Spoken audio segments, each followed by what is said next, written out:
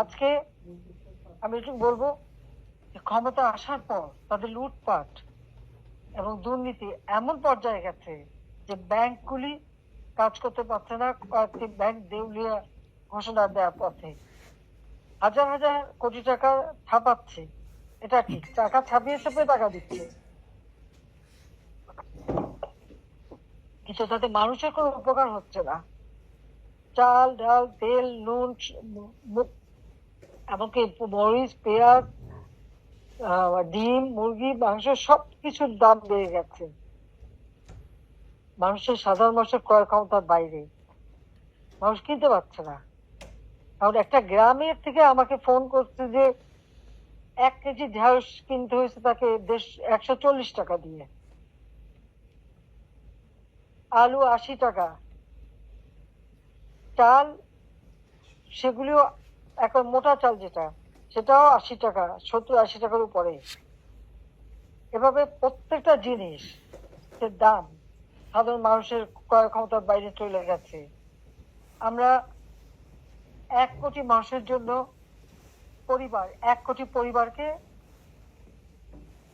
পারিবারিক কার্ড দিয়েছিলাম টিসিবি কর্তৃক, 30 টাকায় চাল এবং অল্প দামে ডাল তেল চিনি এগুলি যাতে কিনতে পারে সেই ব্যবস্থা করে দিই। আমরা দেখলাম সেখান থেকে 43 লক্ষ মানুষের নাম বাদ দিয়ে দিয়েছে। কেন? আর সেই মানুষগুলি কার্ড দিয়ে কান্নাকাটি করছে। তারা কি মানুষ না? তাদের কি কিনে খেতে হবে না? দিয়ে আসছি তো আমি, টাকা পয়সা রেখে আসছি, 20 লক্ষ মেট্রিক টন চাল রেখে এসছি, তাহলে এই মানুষগুলোকে কেন বঞ্চিত করলো? আমার মনে হয় কি জানেন, আসল কথা ওই টাকা পয়সাগুলি, কারণ ওই যে পণ্যগুলি কিনতে হবে এবং মানুষকে স্বল্প মূল্যে দিতে হবে, ওই টাকাগুলিও তারা আত্মসাৎ করে নিচ্ছে। গরিবের টাকা খাওয়া এটা তো আমাদের ইউনূস সাহেবের কাজই, ক্ষুদ্র ঋণের নামে গরিবকে শোষণ করা, আর কাজে এই টাকার লোভও সামলাতে পারেনি। সেই সাথে বয়স্ক ভাতা, বিধবা ভাতা, প্রতিবন্ধী ভাতা, মুক্তিযোদ্ধাদের ভাতা, এমনকি ছাত্রবৃত্তি উপবৃত্তি সব বন্ধ।